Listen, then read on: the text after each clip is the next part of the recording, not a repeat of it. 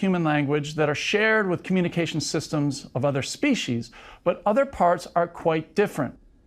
And when you put them all together, they combine to create something that is distinctly human.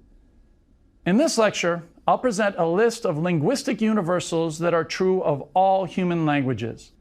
And in homage to the brilliant film Spinal Tap, our list will go to 11. Many of these 11 universals are drawn from what the American linguist Charles Hockett called basic design features of language. Back in the 1960s, Hockett originally articulated 16 design features of language, but the list exclusively focused on spoken language and has since been trimmed to incorporate sign languages too. That leaves us with 9 solid features, and I've also added 2 additional ones in keeping with recent advances in developmental psychology and cognitive neuroscience. Together, these 11 characteristics form a good starting point for understanding what language is and what it's not.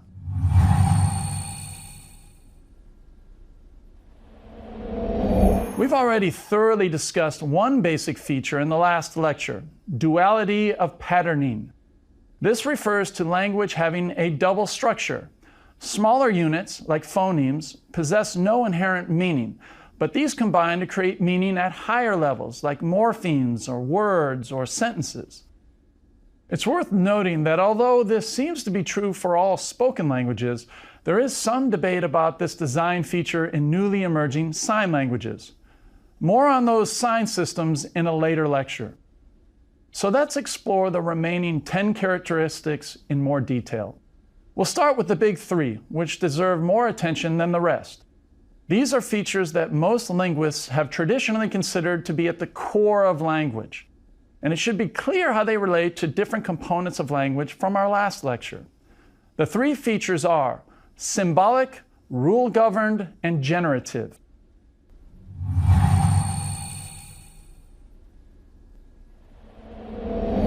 I want to start with the feature that's received the most attention by linguists, philosophers, and scientists, arbitrary symbols.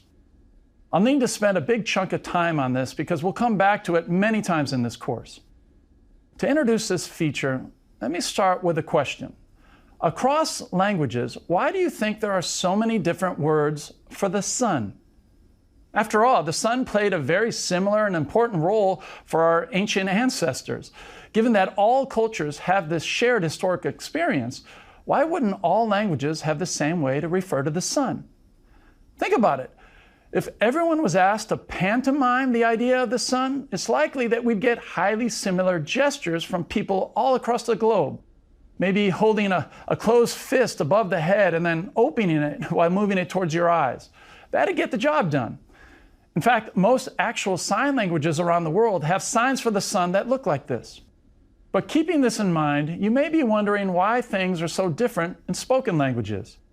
There are literally thousands of different words for the sun across languages, and as a whole, they have more differences than similarities. Why is that? In spoken language, the relationship between a word, or more technically a symbol, and its meaning, or its referent, is for the most part arbitrary and based on the quirky conventions of a particular language. This was a central point of Ferdinand de Saussure, the grandfather of linguistics. For example, Saussure asked what relationship the Latin word equus has with the concept of a horse. The word equus, which he called the signifier, is only arbitrarily related to the concept of a horse, which he called the signified. Consider our sun example. In what way does the word sun in English map on to the concept of a glowing star in the sky? Even if you got creative and argued that the S sound evokes something like sizzling in the heat, you'd be hard-pressed to explain why the word sun in Filipino is ara or in Gaelic is grian. There's no sizzle there. Now, it's worth noting that many words for sun do have an S sound. Sol in Spanish, soleil in French, Sura in Sanskrit, and Suriname in Tamil. So on. There's many other examples. One theory for why there are so many S sounds in words for sun across languages is that it was one of the first words created when language emerged in our evolutionary past. From that common starting point, and may have been passed on in slightly different forms over tens of thousands of generations through different language groups. This brings up an interesting aspect of language. On one hand, the symbols of language are largely arbitrary, but on the other hand, many words possess a feature that cognitive linguists call iconicity. Saussure pointed out that iconicity is the opposite of arbitrariness, and it's when form and meaning, symbol and referent, share some similar features.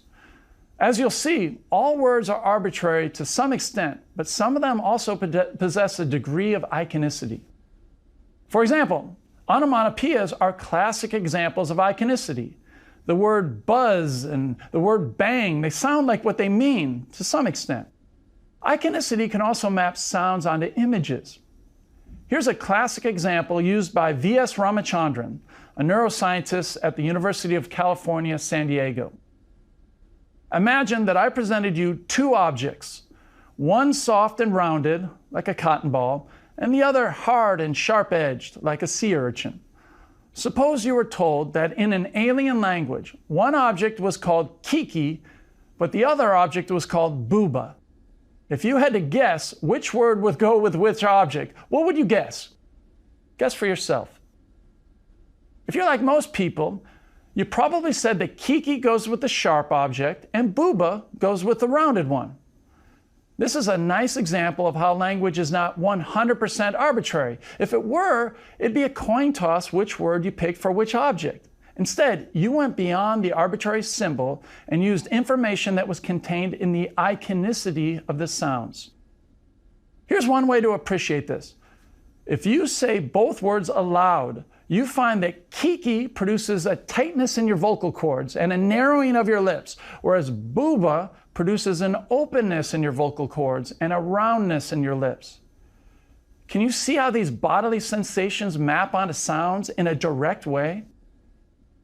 Now, you might be wondering this. Given this nifty phenomenon of iconicity, why aren't all words iconic? After all, wouldn't it be easier to learn words if they all had this property? In fact, there's research showing that iconic words are actually some of the earliest words learned in language acquisition, and they're learned more quickly in a foreign language. Well, there's one obvious reason why iconicity isn't more pervasive. There are only so many ways sounds can directly map onto meanings. Or put another way, there's way more meanings than icons. Think of all the words in a language that refer to things that are difficult to capture iconically. For example, prepositions, articles, negations, numbers, pronouns, abstract concepts, proper names, and so on. There are other advantages of arbitrariness. It offers incredible flexibility. Any referent can be assigned any symbol based simply on arbitrary agreement among speakers of a language. And once those conventions are learned, these arbitrary links are as strong as steel. Saussure recognized the implications of this. Once bound together, concepts and words, or signified and signifier, are two sides of the same coin in the human mind. For this reason, arbitrary symbols often win the day because they simply become an effortless part of our normal thought process. Still, iconicity manages to stick around in one form or another. For example, as we'll see in a few lectures, the spontaneous gestures that naturally accompany speech often capture iconicity in a very powerful way. In fact, it's the inherent iconicity of gesture that accounts for some of the similarities of sign languages around the world. More on that later.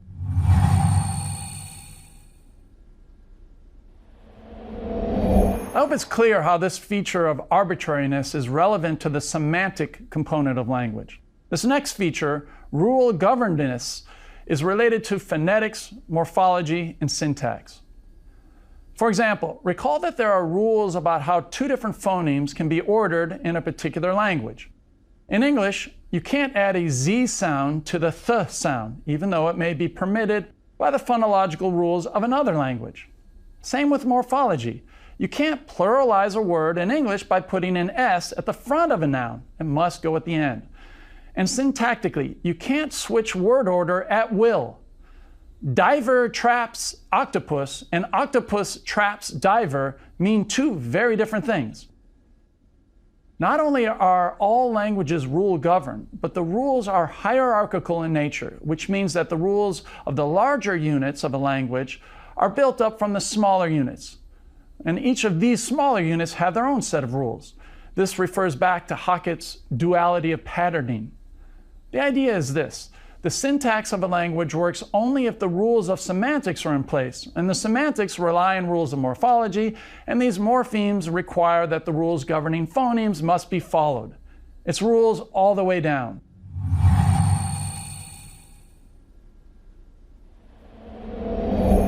At this point, you might be asking yourself whether arbitrariness and rule-governedness are unique to human language.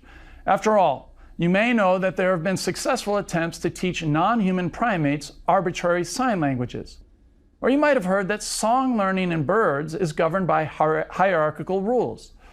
Both of these things are true, but this next feature of language is what allows these first two features to really shine in humans. In the late 1950s, an up-and-coming MIT linguist, Noam Chomsky, developed a theory that children learn language because they are born with an innate set of rules that allow them to create novel linguistic utterances. Chomsky called this the generativity of language, and this feature is what Hackett later called productivity. The idea is that people can generate or produce an infinite number of new things that they've never heard just by using words in a rule-governed way. You can demonstrate this yourself.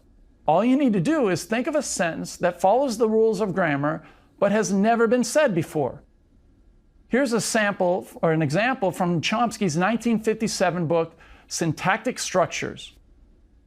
Colorless green ideas sleep furiously. Even though the semantics of this sentence are confusing, the syntax is perfectly fine.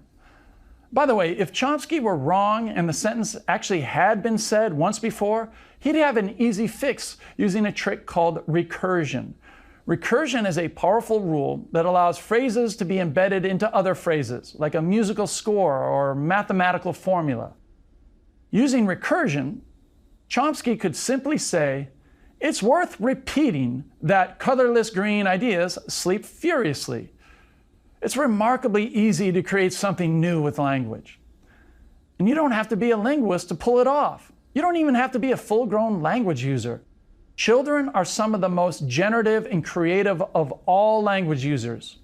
Indeed, at the morphological level, children are so creative that they often make up words that don't even exist in their native language, like pluralizing fish, fishes, or using regular past tense rules for irregular verbs, saying eated instead of ate.